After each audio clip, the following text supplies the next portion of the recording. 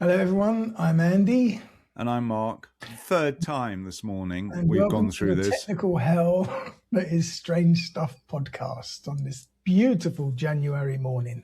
So you get me out of bed early, and now we've been flapping around for 20 minutes just because you don't know how to operate the system. I did warn you that I was having technical difficulties and that we might need a few minutes. But our technical difficulties fade into insignificance if you look at your favorite orange man. Yeah. I don't know whether actually people are starting to push back a bit. I mean, in the States, which is obviously what counts. Well, I mean, even in Europe, I mean, once the orange fucking bully starts talking about imposing tariffs because he can't have Greenland, it's time to fucking let America be isolationist. They've only got 350 million people. There's 6.5 billion more people we can deal with. No, that's true, but let's team up with Russia and China. Let's do trade deals with them and fuck the USA. Oh no, but yet again, Trump establishes his obsequiousness to Putin. Is that the wrong word, or is that the right word? It depends on what you're trying to say. Well, Putin was invited onto his board of peace for Gaza. I mean, his peace is basically a made-up trophy from FIFA, who is also pissing off by banning football fans from like 30 countries. I don't think it's just the fans. I think it's the teams. No, you can't do that. If you ban 35 teams... No, it's 15. Or if you ban 15 teams, then technically the rest of the teams should refuse to play because that is not a World Cup anymore, especially as the likes of Spain and Germany are included in that list. You cannot ban Spain and Germany from the World Cup. What? I didn't know it was including Spain and Germany. Why on earth have they been banned? What have they done recently? Because we're supporting the Denmark, the Greenland people. Oh, I see. We haven't been banned yet, but I'm pretty certain it's just the fans. And it's not even all the fans. He's started off with people from those countries who have criminal records. No, just looking for immigration visas rather than tourist visas. All right. So if you're just going on a tourist visa, you should be okay. But who wants to go to a country as a tourist when you're liable to be picked up in the street by ICE and shot in the face 3 times? Yes. No, you're right. No, you're right. I'm wondering. I think for the first time in the history of the World Cup, we should fucking close it down, boycott it, cancel it. Yeah, you're probably right. I mean, well, obviously I agree. What Trump's leading up to here is finding a way that America can win the World Cup without actually being any good at football. Oh, you think that's his plan? He wants to win the World Cup. Also, I guarantee he'll come on in the 89th minute and score the winning goal. Best goal ever. What a fat orange cunt. Oh, dear. I think it's starting to get really interesting because his domestic popularity is at an all-time low. And if he really does stop caring about his own popularity, that's when the real alarm bells start ringing. When no one in the Republican Party thinks, hang on a second, we're not going to win any elections in the future if we keep Trump as our leader. But they're not going to have any elections. So that's exactly the point I'm making. If they stop worrying about what the electorate actually think, that's the signal that they're not going to be any more elections in America. And however crazy that sounds, I mean, I don't know, what percentage would you put, what probability would you put on them not having midterm elections? More than 50%. I was going to say, I'm now more than, I mean, I talked about it before, but I was sort of thinking it can't really be true. But now, because everybody in the beginning was waiting for sort of normality to return, and they actually believe that a lot of what Trump says was, his fantastic negotiating skills. You go in at an extreme and you hope to meet halfway or something. but I don't think there is going to be a back to this. Insanity is the new normal. He was bitching about the Nobel Peace Prize Again. He doesn't claiming care that about it. He didn't even want it. He didn't even want it. But the woman who won it actually gave it to him. Did you know that? She gave it to him because she's a really nice lady. Can't remember her name, but she gave it to him. Right. And also, he was just a bit pissed that he didn't get it because he stopped 8 wars. Now, I am willing to offer any of our listeners 1 million of our Swedish krona if you could name me one war that Trump stopped. Oh. And there are 8 of them. So come on, that money's up for grabs. He wrote a letter to the Norwegian Prime Minister, who is not at war. Let's just get that straight. Did you read it?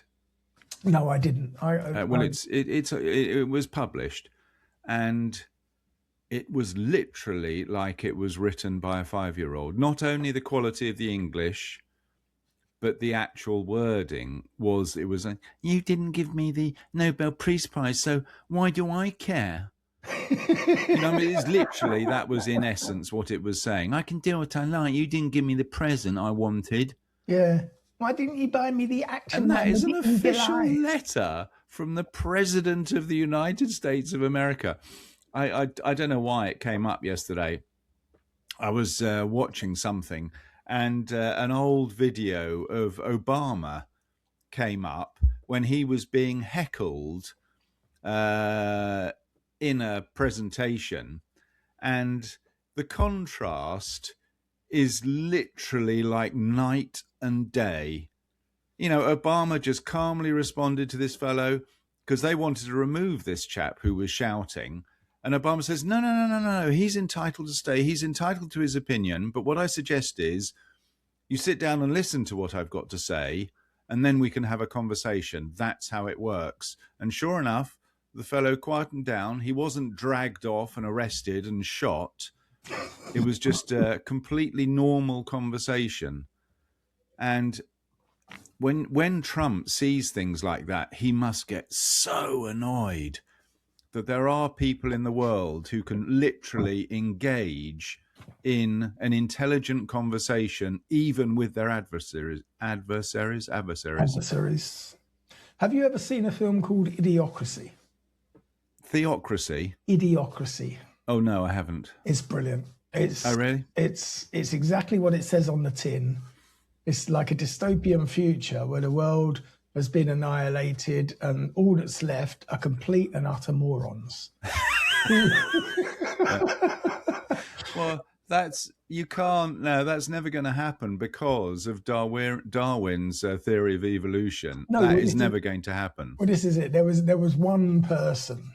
There was one sane voice in the crowd. But I mean, the president was trying to start irrigation and regrow crops, but they weren't using water to grow the plants. They were using Kool-Aid or purple drink or whatever, and they couldn't work out why the crops wouldn't grow. And the whole film was like just ridiculous. But we're there. We're living that now. We are literally living through it. I mean, it is obviously extremely worrying.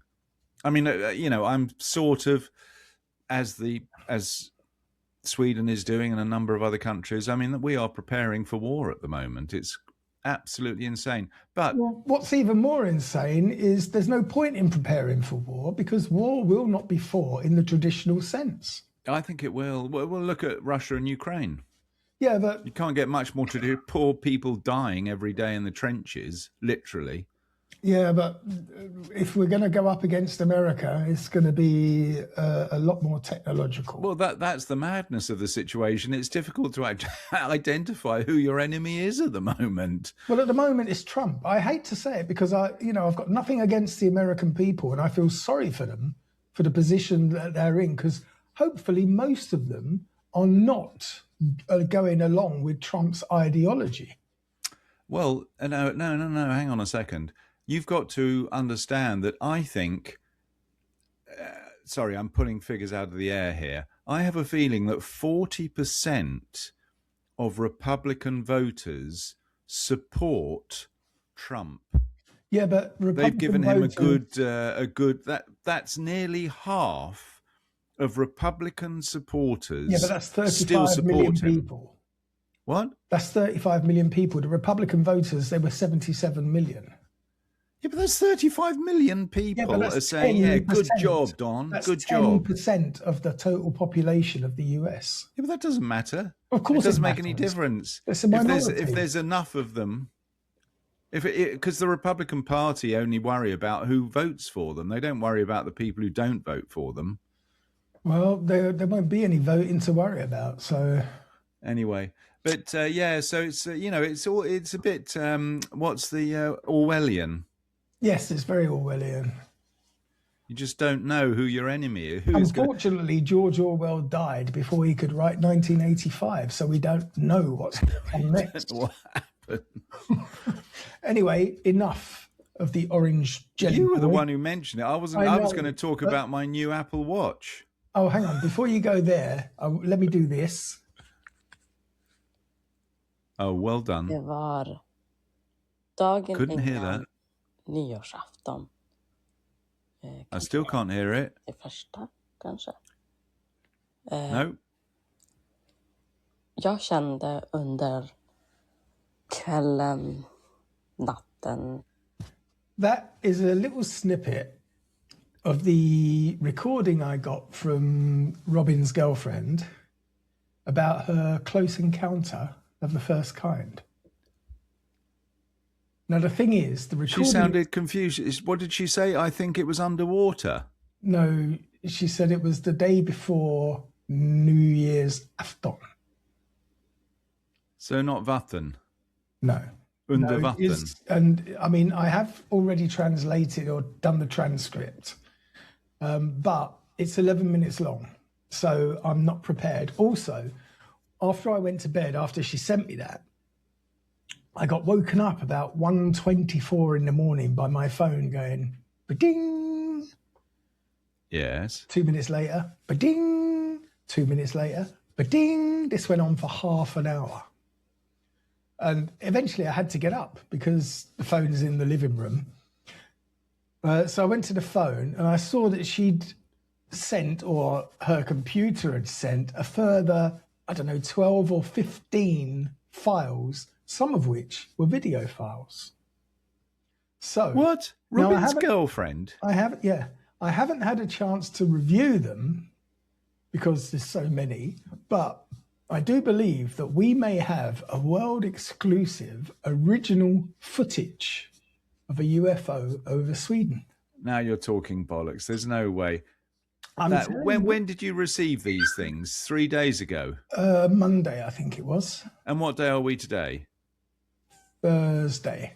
So what you're saying is the chief producer of Strange Stuff podcast receives 15 video recordings of UFOs in your town. Yep. And you decide to leave them on the file for 4 days before looking at them. Busy.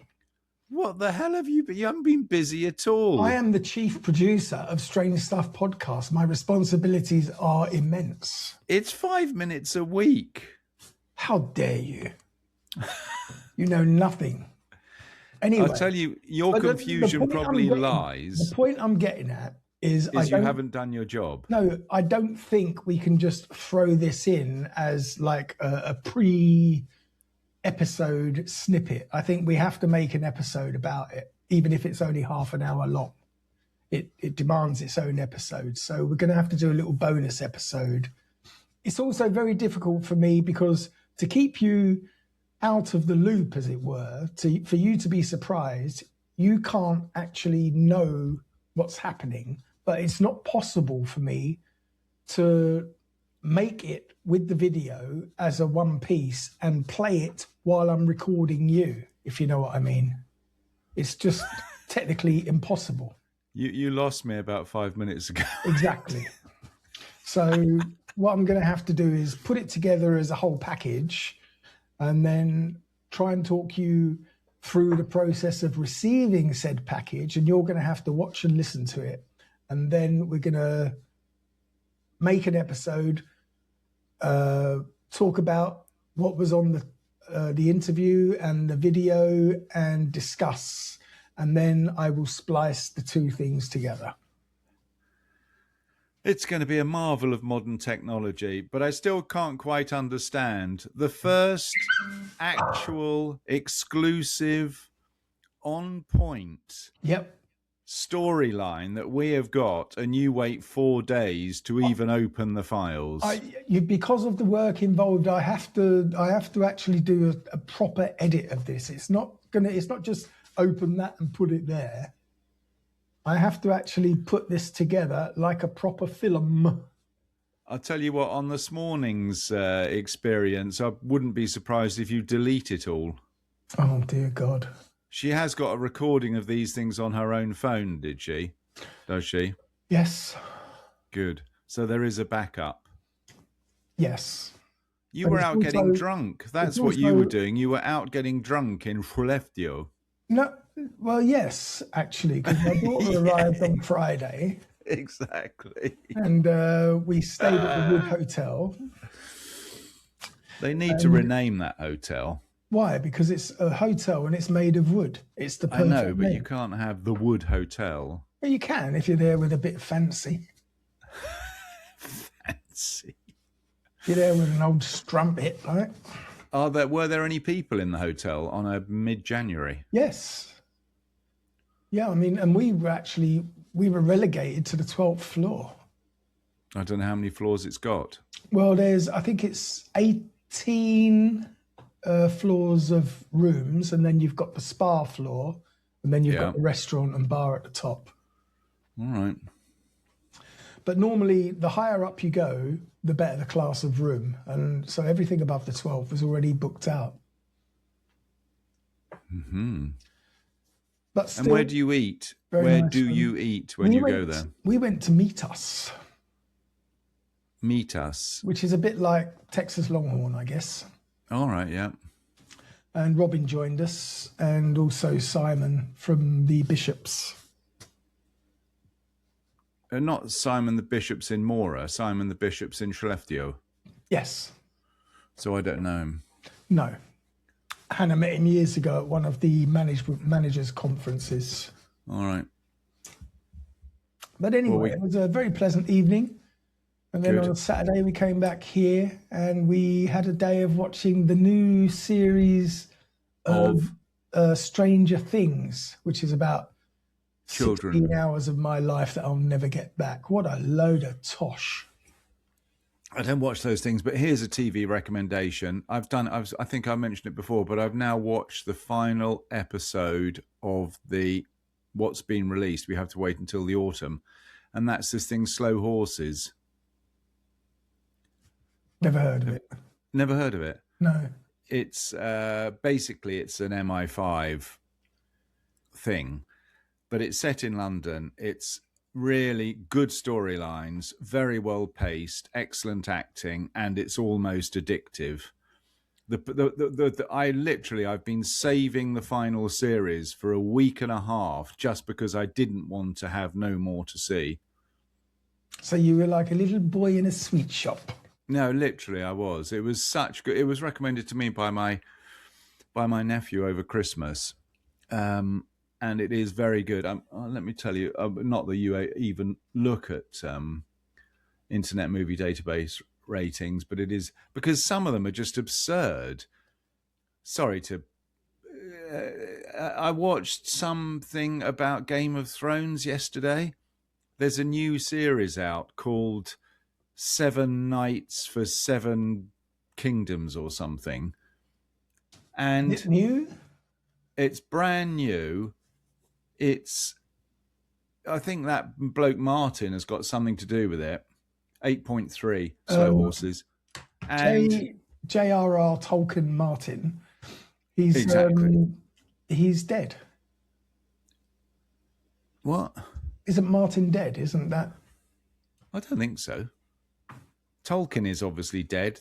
Martin is not dead, though. He was one of the producers, and I think he George R.R. Martin, is it? Yeah, it could be. Anyway, this thing got 8.9 on the Internet Movie Database. I thought, well, it's got to be half decent. It was just, nice. No. Just think of where that tale has been. It was just shite. Yeah, well, I can't comment because I haven't seen it. But if I see it, which channel are we talking? I don't know. What's Game of Thrones on? HBO something. Oh, well, I don't have HBO, so I'll have Don't to. you? It's very cheap. I'll have to download the pirate version. I'm not buying any more bloody streaming channels. Well, which ones do you actually subscribe to? None of them. Netflix and Prime. Prime? Yeah. But I mean, I What? subscribe to Prime simply because of Amazon Prime, not because of the TV channel. How could you be such a what a Fuck off, you scab? buy stuff from Amazon. I know you do. I missed that. Luckily, the sound got distorted, so I couldn't understand what you were saying. I still can't You buy understand what you stuff said. from Amazon. I know you do. Yeah, once a year, as a last resort. All right, I don't know how to tell you this, Andy, but the sound is so bad I can barely understand what you're saying. Yes, we seem to have some Are we still- interference. Yes, we're still recording. Interference. Yes. It's probably that cat. Are you sure he hasn't pressed a No. button? Pretty sure. Yep. Anyway, we'll carry on. We'll muddle God, through. it's like bloody amateur hour. Um, amateur hour. well, only one of us is an amateur here. You caught that, I bet. So anyway, you were mentioning that it's set in London, and that's a great segue because our episode today is also set in London. And this is going to bring you back to your youth. 1847. Perhaps even a little bit earlier. I'll give you a clue. We're going to talk about common women, common law, and prostitution in medieval London. Medieval is what, 11 to 1300s, or is it 1300 to 1500? You're in the right ballpark. We're talking 1,000 years ago. Can you imagine that? It's 1,000 years ago now.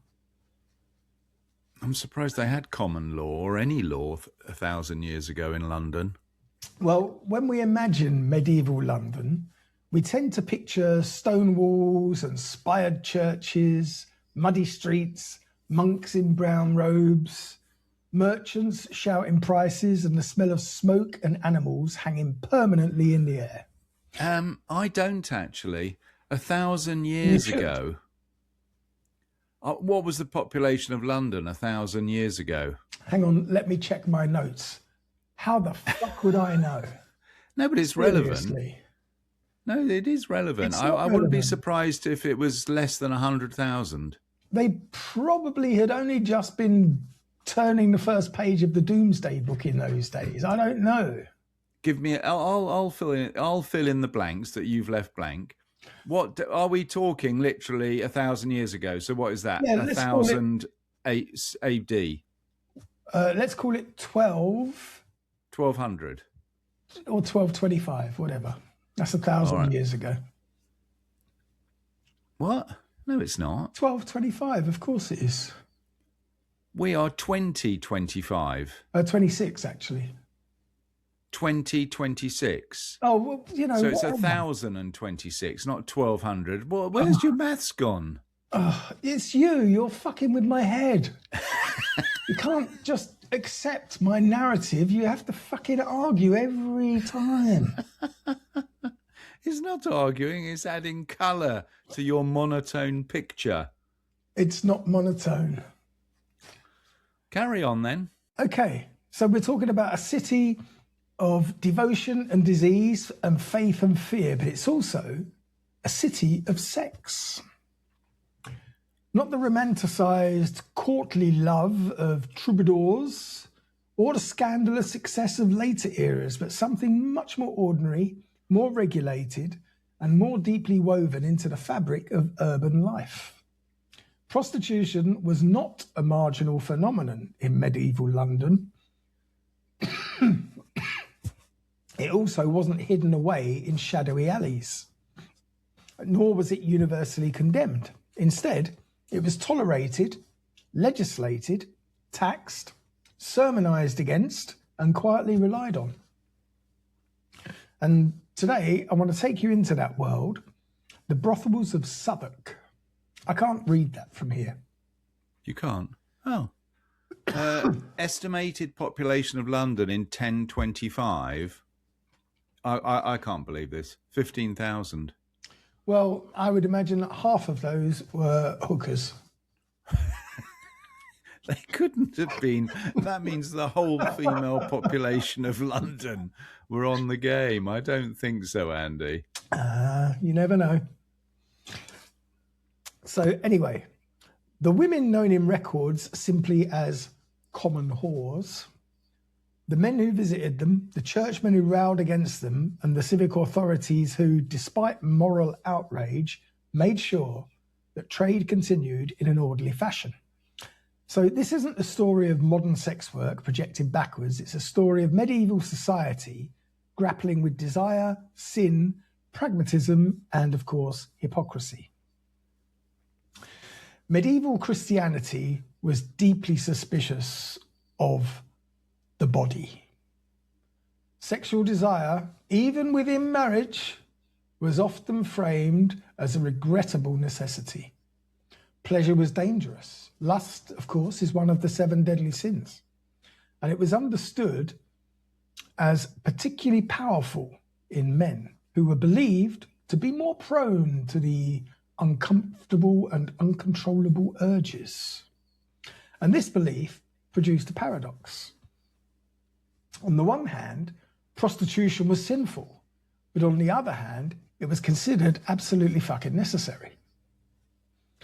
St. Augustine, writing centuries before medieval London took shape, famously argued that prostitution was like a sewer in a palace, unpleasant, but essential to prevent worse filth from spreading everywhere.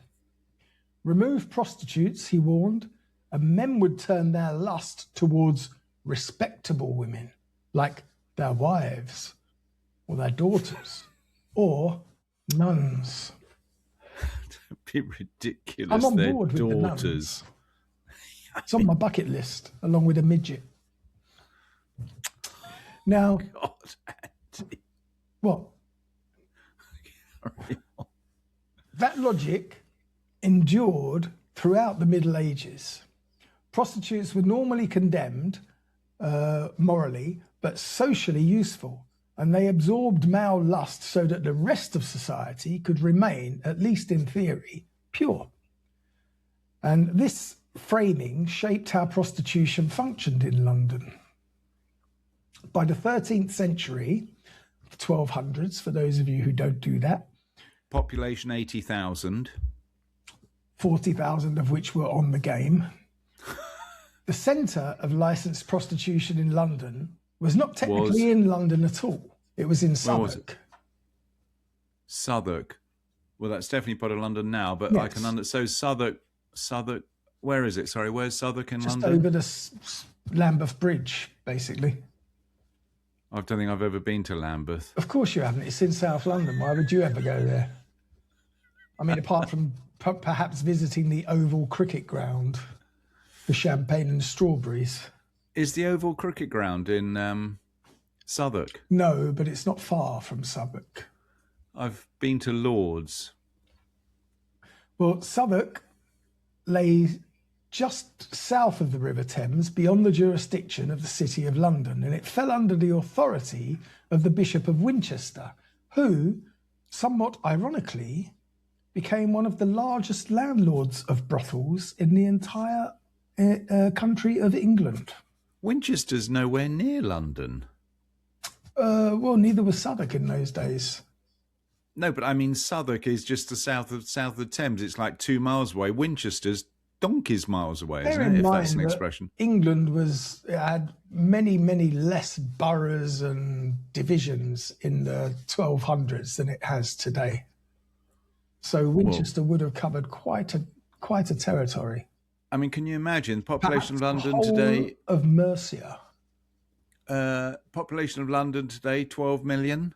Something like that.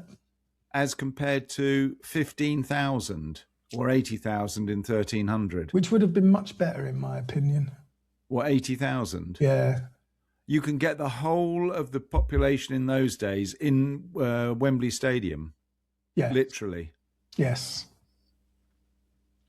So Carry these on. establishments were known as stews, a term that originally referred to boat houses or bath houses. Sorry, my eyes. But came to mean brothels. And the women who worked there were often called Winchester geese, which was a nickname that was both mocking and revealing, because like geese, they were noisy, common, and considered disposable, yet they were also valuable. Records from the Winchester estates show detailed regulations governing the stews. Prostitutes weren't allowed to work on holy days. They were forbidden from pulling men into their houses by force or deceit. Come on! Get in here, you! Please tell me that they were all sort of self-employed. It wasn't slave labour. We'll see. They could not accept priests as clients, and they were required to submit to periodic inspections for disease. Now, Even in those days? Now, I'm guessing that the inspection for disease went something like this.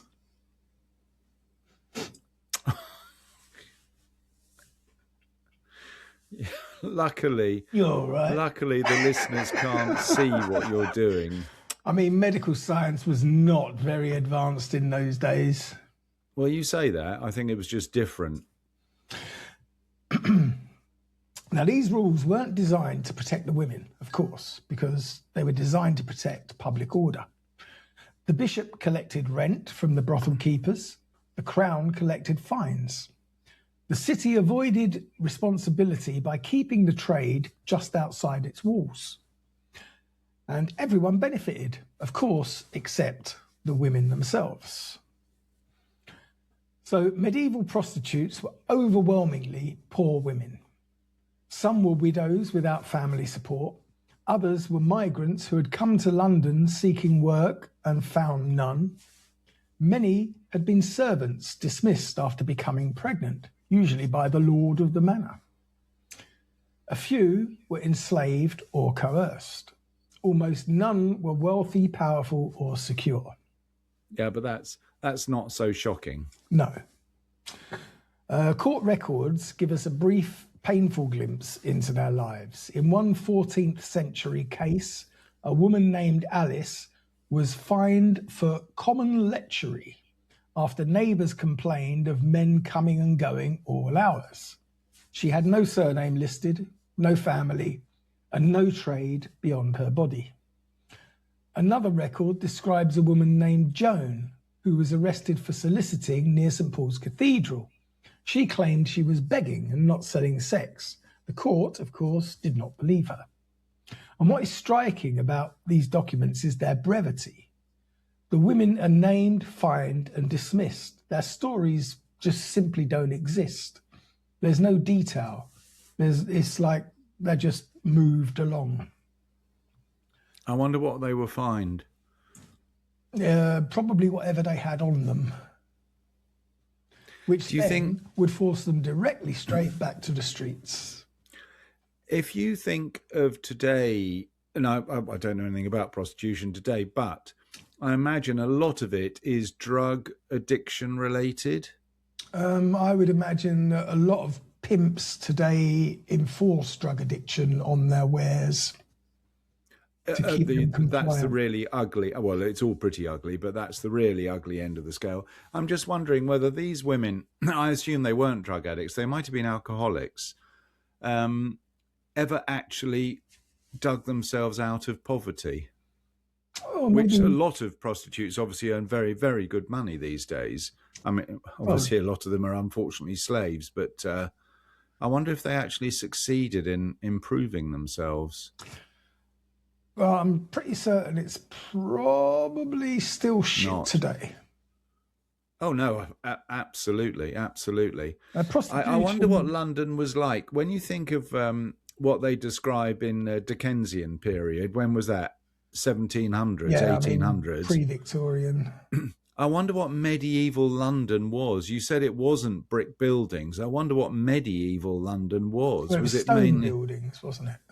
They were stone buildings, were they? Oh, and a lot of wood, because don't forget the Great Fire of London was in 1666. And if London hadn't been built with a lot of timber, the Great Fire would never have had the devastating effect that it did. Do you think the vast majority of property, even in London, sort of had dirt floors and things in those days? It must have Definitely outside the middle class areas. So it must have been areas with a population of 80,000 would have been very small. So we're not talking about any running water. No. They might have had wells to use. Mm-hmm. No sanitation at all. No, that's the window. That was just drop bucket out the window. I mean, and if you think the population was only 20,000, I mean, that's the size of Mora. Yeah. 20,000 people is the size of Mora, and that is London, for God's sake. Well, that was 80,000, London. In 1300 it was, yes. 15,000 in 1025. So it must have been pretty grim. Well, I mean, everything must have been pretty grim in the medieval times. Well, prostitution wasn't normally a lifelong profession for various reasons. Mostly your price went down every year that ticked by. But many women moved in and out of it depending on circumstances. But once labelled a common woman, it was nearly impossible to escape that stigma. The term common didn't mean ordinary. It meant publicly available. A common woman was one by reputation who was sexually accessible to many men. The status of this stripped her of legal and moral protections. If she was assaulted, courts were often unsympathetic. If she was robbed, it was usually assumed that she had provoked it. Sermons of the period described prostitutes as threat to social order. They were blamed for spreading disease, tempting good men, and inviting divine punishment. And yet, those same sermons often acknowledged that prostitution existed because men demanded it. And this contradiction runs through medieval moral thought. Women were expected to be chaste, men were expected to do the chasing. Prostitutes were condemned not only for their actions, but for reminding society of its own weaknesses. So despite official prohibitions, men from all walks of life visited prostitutes. University clerks, who were technically minor clerics, appear frequently in disciplinary records for visiting brothels. Apprentices, forbidden to marry until they completed their training, were common clients. And married men, despite their vows and sermons, appear as well. But, sorry, was it actually, I know it's against the church rules, but was it illegal? No, but there were rules. So these women being fined, they're the ones that were dragging the customers off the street? Or diddling with people who were on the banned list, like the university clerks or the priests. Oh, sorry, university clerks were on the banned list. They weren't allowed to they were classed as minor clerics, so they count as a priest. Oh, I see. When you say cleric, all right. Yeah. All right. I don't mean a bureaucrat. No, sorry. I read it as sort of like an accountant. Well, not demeaning accountants, but yeah, carry on. Why not? Now, what is notable is how little shame seems to have been attached to the male clients compared to the female sex workers. A man might confess, pay a fine, or perform a penance, whereas a woman's reputation, once damaged, was irreparable. Prostitution wasn't legal in the modern sense, but it was regulated. London civic authorities issued ordinances controlling where prostitutes could live, how they could dress, and when they could work. In some periods, Prostitutes were required to wear distinctive clothing, such as striped hoods, which would mark their status. And these laws were rarely about morality alone, they were about visibility. Sex was acceptable if it stayed in its designated places. So when prostitutes worked outside Southwark, near churches or markets, authorities would react harshly, not because the sex itself was worse there, but because it disrupted the city's moral geography. By the late Middle Ages, fears about disease intensified. Syphilis, which appeared in Europe at the end of the 15th century, was often blamed on prostitutes. Earlier concerns about leprosy and other ailments had already linked sex work with contagion. Inspections of prostitutes became more frequent. Women suspected of illness could be banned from working or even expelled from the city. And again, this was framed as public health, not care. Leprosy? Yeah. In London? Yeah, of course. Leprosy was everywhere. Was it? Yeah, it was a I don't know why I always associate leprosy with sort of the equatorial countries. And also, after the time of Jesus, it disappeared, of course. Leprosy still exists today. Yeah, but it's a curable condition, isn't it? I don't know. I've never had it. Are you sure? Well, I'm pretty sure. I've not had any bits dropping off.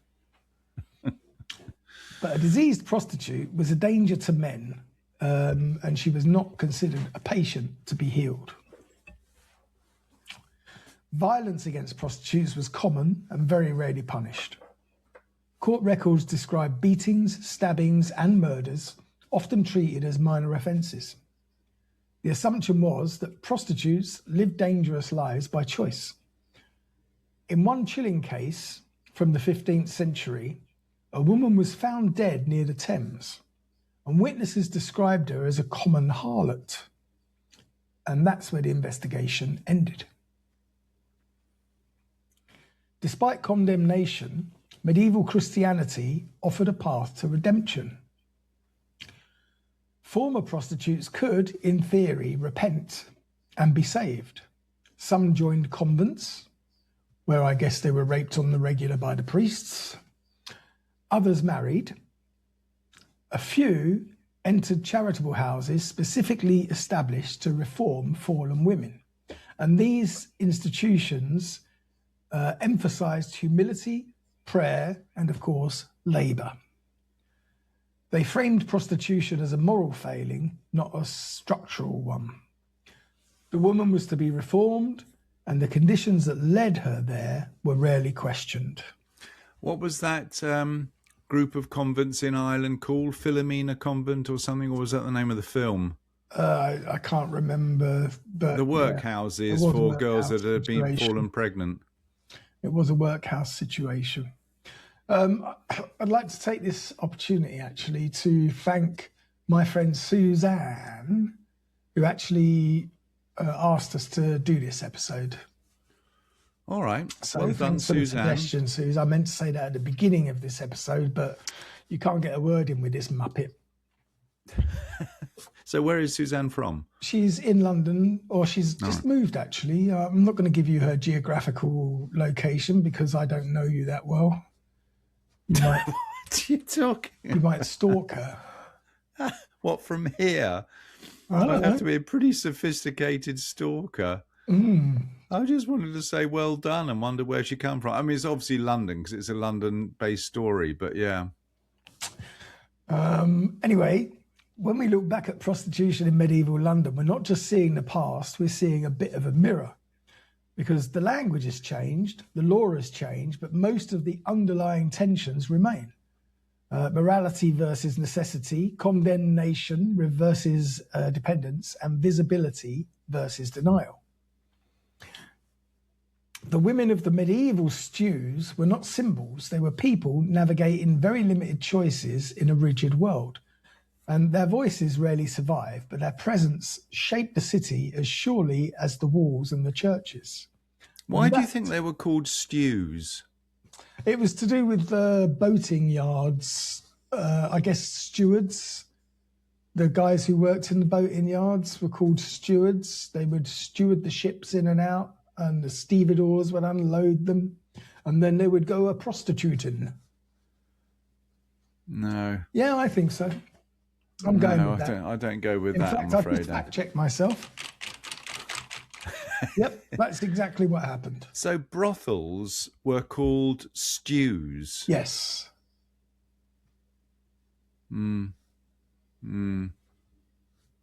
Doubtful, but anyway, carry on. Okay, well now we're going to go. We're going to talk. My research is finished, so everything else now I have stolen 100% from an authoress called Tony Mount, who wrote a book called Winchester Geese, Medieval Prostitutes, and she's much more thorough than I am. So we're going to get... Bloody hope so, if she wrote a book about it. Well, yes. So her book is set in medieval London. Some of the action takes place on the south side of London Bridge in a seedy brothel known as the Mermaid. And mermaids were believed by medieval folk to seduce mariners, luring them to their deaths at sea. And this nasty trait made the mermaid, a most suitable name for a house of ill repute in medieval Southwark. But what was life really like for the unfortunate women who were forced to earn their living in such places? Now, prostitution is said to be the oldest profession. But do you know what the second oldest profession is? Tell me. Spying. What? Both of them are mentioned in the Bible. Spies? What was there to spy about? Everything. That was political and court intrigue. Of course, spies were important back then. Now, throughout history, prostitution has been seen as a necessary fact of life for the most part, and it's tolerated by civic authorities, if rarely approved. In medieval London, the city tried to regulate the work of common women, confining them to a particular area, such as Cock Lane. No. Yes, absolutely. Nothing to do with cock. Cock Lane in the northwest near Newgate. But better yet, was to keep them just outside the city, out of sight and hopefully out of mind, across the Thames in Southwark, where they wouldn't sully the city's precious reputation. The Liberty of the Clink was an area in Southwark that, although actually it's in Surrey, was exempt from the jurisdiction of the country's sheriff and came under the authority, as I said earlier, of the Bishop of Winchester. And the Bishop's London residence, Winchester House, was built in the Liberty, originally surrounded by parkland. And because the Liberty lay outside the jurisdiction of the City of London and that of the county authorities of Surrey, some atrocities forbidden in those areas were permitted there. In 1191, the bishop was granted the power to license prostitutes and brothels in the Liberty, and the women became known as Winchester Geese. So hang on a second, hang on.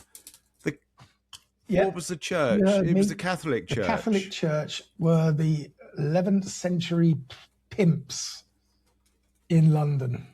I mean, quite literally. Gold chains, incense, wrapping. They were pimping. Why on earth was the Catholic Church given the right to license prostitutes Because or not? it's money. The Catholic Church is one of the richest institutions on the planet.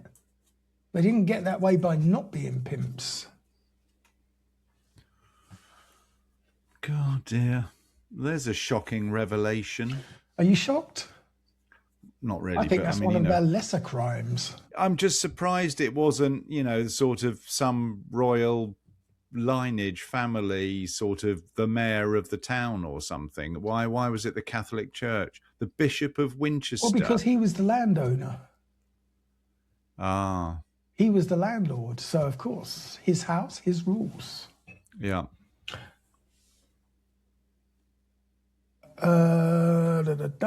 Yeah, so they became known as Winchester geese. To be bitten by a Winchester goose meant to get a venereal disease. And goosebumps was slang for the symptoms of that disease. So now you know where that term comes from. No. Yes? No. 100% true. I'm sorry, whoever that author was, that is complete nonsense. It's absolutely not. You can Google that while I continue. So How goosebumps. dare you defame somebody else's...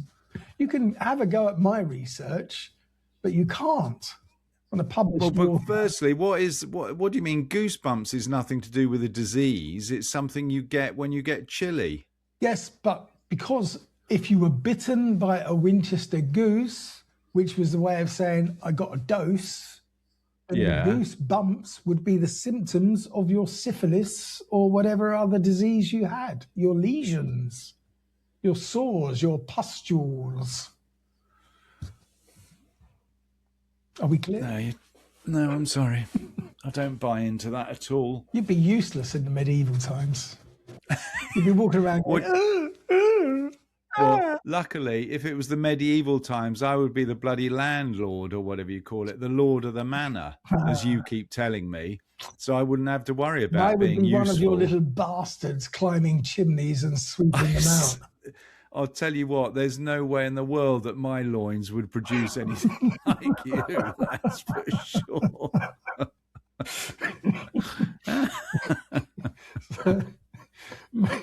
Medieval attitudes to prostitution were mixed. Sex was only for procreation, but if it couldn't be helped, at least the geese prevented good Christian men from falling into even worse practices like sodomy or, God forbid, masturbation. Was that still bad by the church? Yes, it's still today. You're not allowed to waste thy seed upon the ground. Don't be absurd. The Catholic Church doesn't outlaw masturbation anymore. Of course they do. That's why they use the choir boys as a receptacle. God. These were seen as mortal crimes by the church. So prostitution was a kind of safety valve for the wicked desires, and that had the added benefit of filling the bishop's coffers. So when the poor geese died, they had the final indignity of being buried in unconsecrated ground. The Crossbones graveyard in Southwark has been preserved by local residents, and a little memorial has been set up to commemorate the Winchester geese. So I wonder how long these people, this period went on for. Quite a while. And we may actually do an episode about the Crossbones graveyard because it's quite a fascinating story in itself. Is it actually a graveyard today, or is it some park? Well, there's a memorial there for the Winchester geese. But was it only Winchester geese that were buried there, or was it anybody who was buried outside the Catholic Church? Ground, so it was anyone who had offended thy Lord. Oh. Clients would come by, usually on a boat from a jetty at Stew Lane. There you go. That could be where the stew came from. The jetty was at Stew Lane in the city across the river to avoid being questioned if they went through the gates at London Bridge. And of course, the gates were always closed after dusk. So as clients approach the South Bank, they see signs with the brothel's names painted on the white walls of detached houses surrounded by gardens. When you say South Bank, do you think they're talking to what we consider the South Bank today? No, because in those days the South Bank was basically built up with Tudor houses. No. But I'm talking about just the same geographical location. Yes. Yeah, the other side of London Bridge. All right. So the names were painted on the white walls of detached houses surrounded by gardens.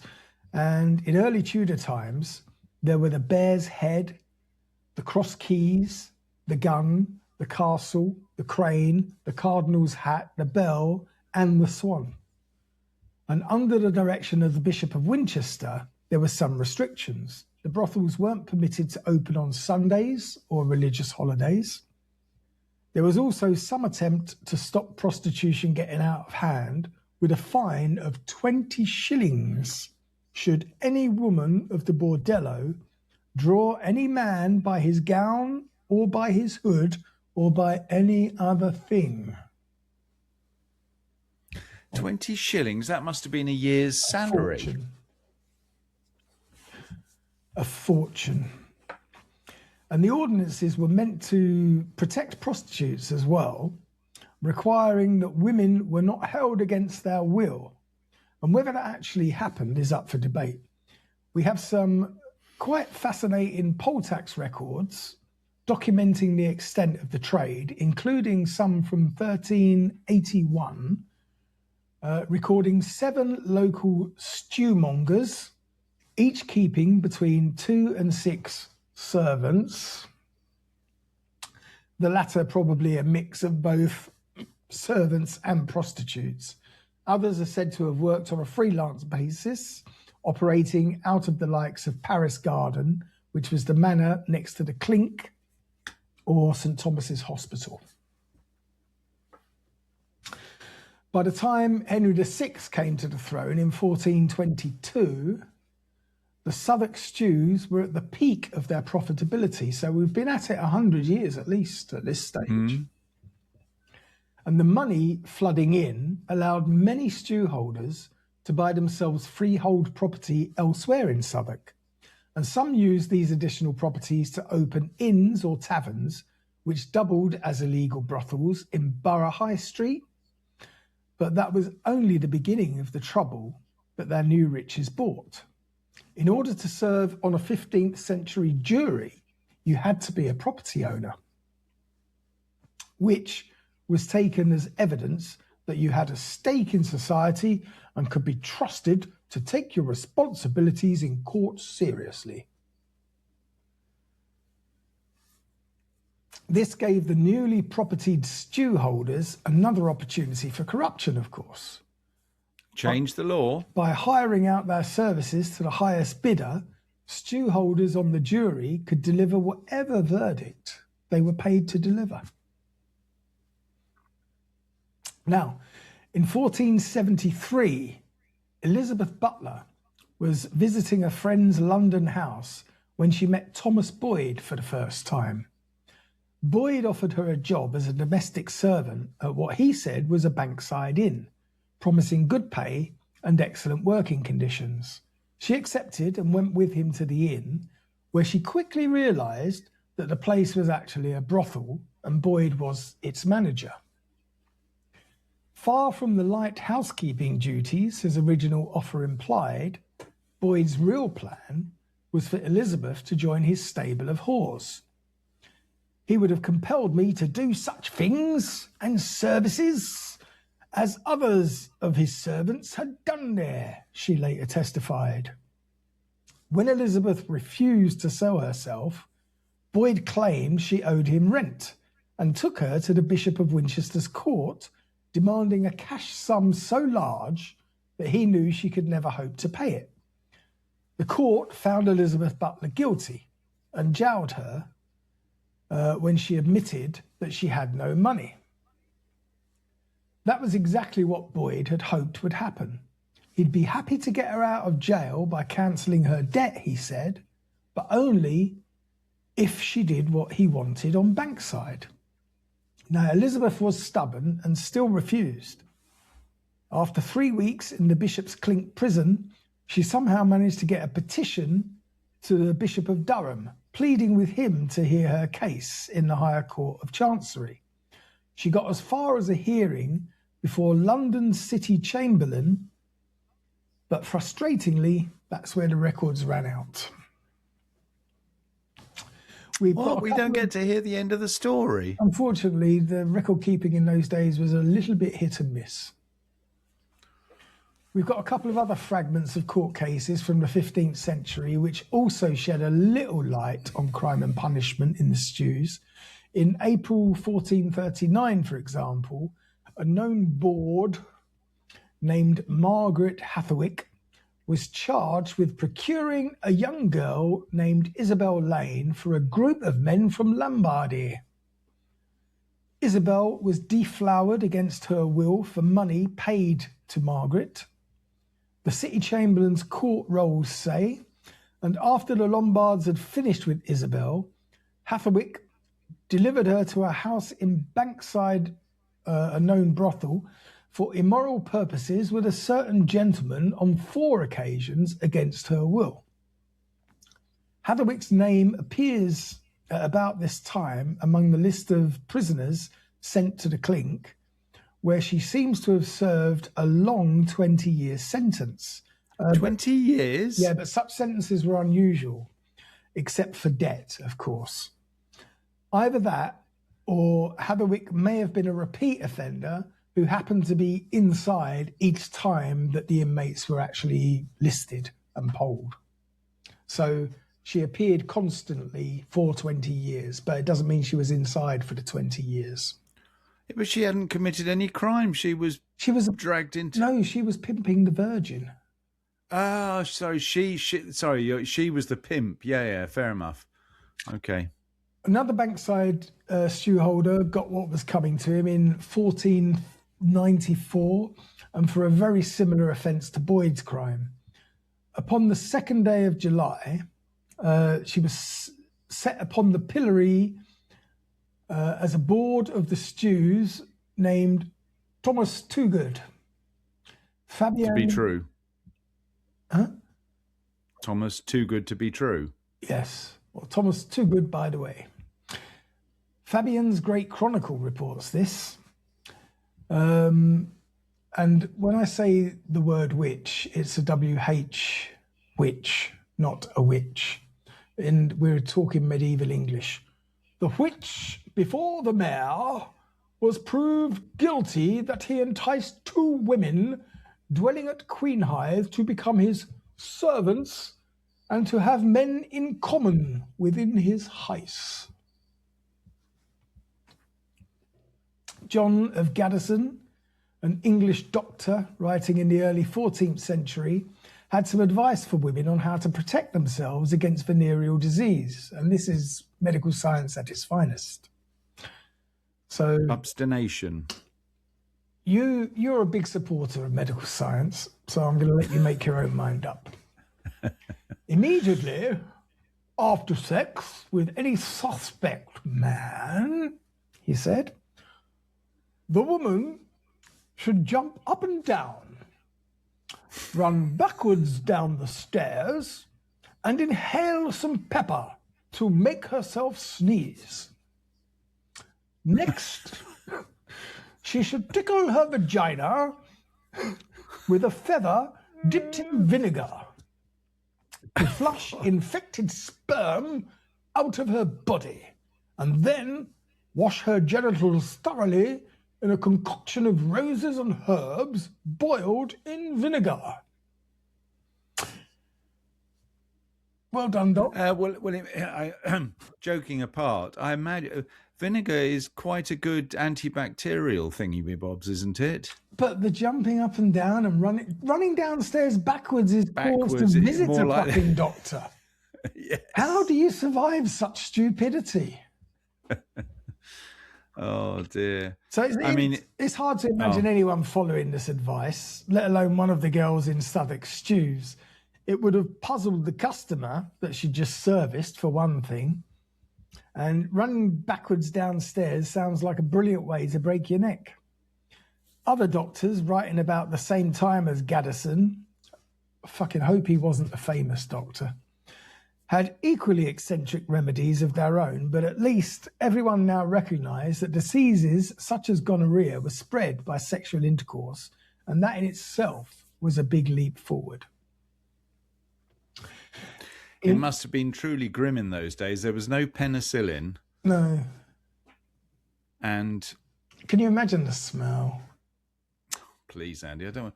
No, but I mean just the suffering of once you've got a disease like that. I mean, it doesn't go away by itself, does it? No, especially syphilis. Syphilis will invade every organ of your body and eventually kill you. Apparently, Henry VIII didn't die of syphilis. Oh, who said that? Henry IX? No, I can't remember what I was reading a book about the other day, but they were talking about Henry VIII. He had a multitude of medical conditions, one of which was syphilis, but he didn't actually die of syphilis. Probably had rickets and all sorts as well. He sounded like literally a walking disease cabinet. Anybody who had to have relationships with him was, God dear. Bear in mind, they used to drink mercury and fucking all sorts of nonsense from their medical experts. Honestly, it was more dangerous to be able to afford a doctor in those days. Well, we've got it all to look forward to. It's all coming back. Drinking mercury. I'm sure Kennedy is going to be promoting drinking mercury soon. I'm going to set up a mercury online sales system. Exactly. Pure. The good stuff. In 1321, King Edward II had founded the Lock Hospital in Southwark as a treatment centre for lepers, which was the name then used for anyone with sores and skin lesions. It was located less than a mile from the stews of Bankside, and, unsurprisingly, it soon started to specialise in VD cases. Lock Hospital can still be found in slang dictionaries today as a generic term for any VD clinic. Southwark's lucrative trade gave it such place names as Codpiece Lane, Cuckold Court, and Slut's Hole. Good. There's no place in London. There is a place called Slut's Hole. During the plague in 1349, Edward III suspended Parliament to let MPs escape London for the relative safety of the countryside. Well, nothing's changed there, is it? Save yourselves, chaps, and leave the commoners to their fate. Yeah. What a bunch of cunts. Anyone else rich enough to flee the capital got out as well. But Southwark's brothels remained open throughout the plague years, despite official warnings that casual copulation with multiple partners increased the risk of infection.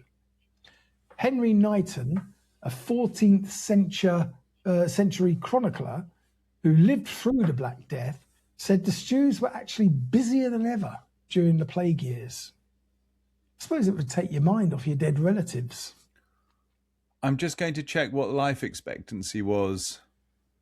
London, 1300s. What would you guess? 40? No, 33. Do you think? Yeah. Carry on. In the days of the plague, for God's sake. In 1351, the City of London passed an ordinance that lewd or common women must wear a striped hood to identify themselves and refrain from beautifying their clothes with any fur trim or fancy lining. And at that time, any woman not of noble birth could be described as common. So the ordinance seemed to cover almost every female in the city.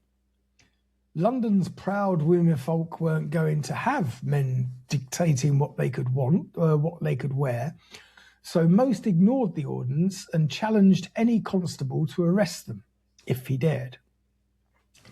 When Edward III added his own authority to this law 3 years later, he was very careful to specify it's only applied to London's common whores.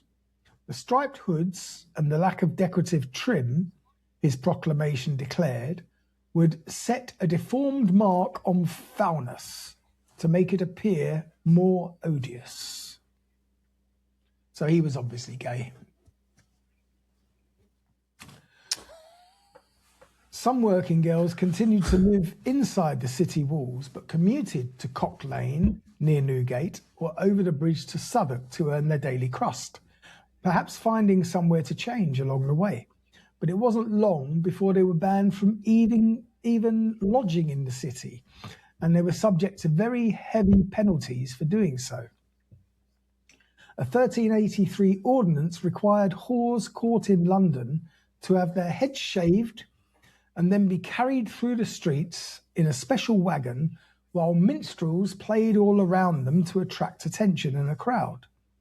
The girl herself would have to wear that trademark hood as the cart carried her through town to the nearest prison, where she'd be placed in a pillory and publicly whipped.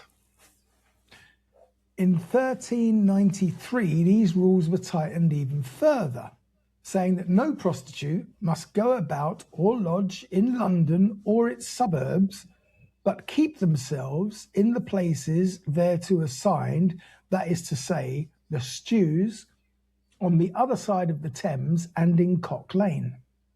Offenders could face all the penalties above and have their identifying hood confiscated as well.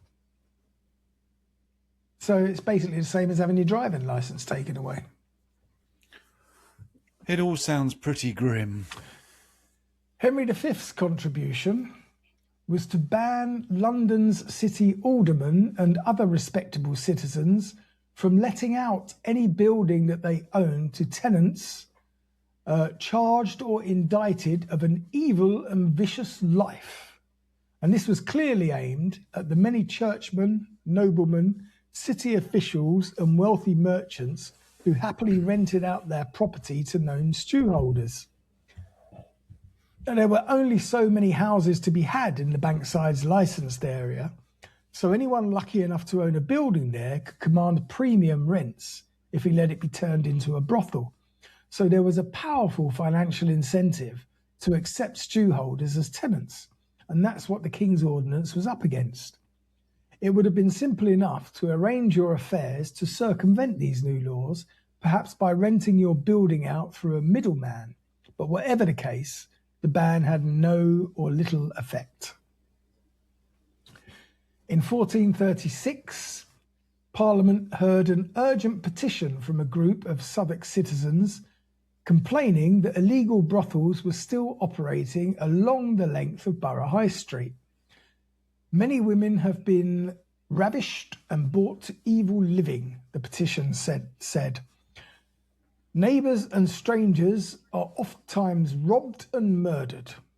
Parliament responded by declaring once again that stew houses must be restricted to the licensed area provided, but gave no clue as to how this might be achieved.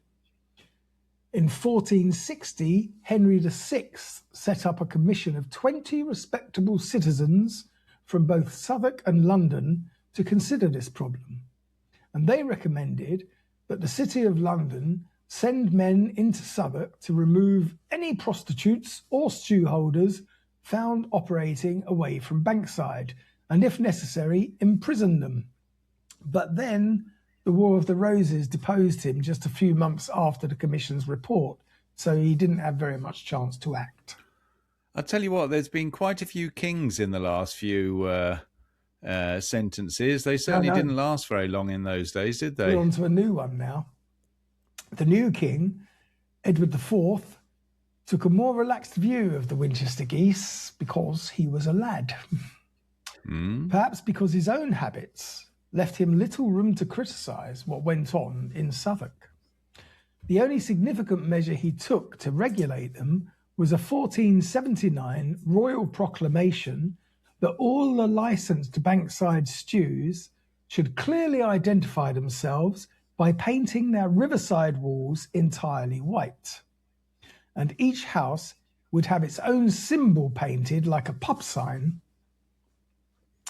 on the same wall, and, as often as not, a couple of enticing whores shouting from a riverside window to attract boat-bound customers. God. That's just marketing. Right, I've done a bit of research. Shall I interject with the life expectancy in that period? Yep.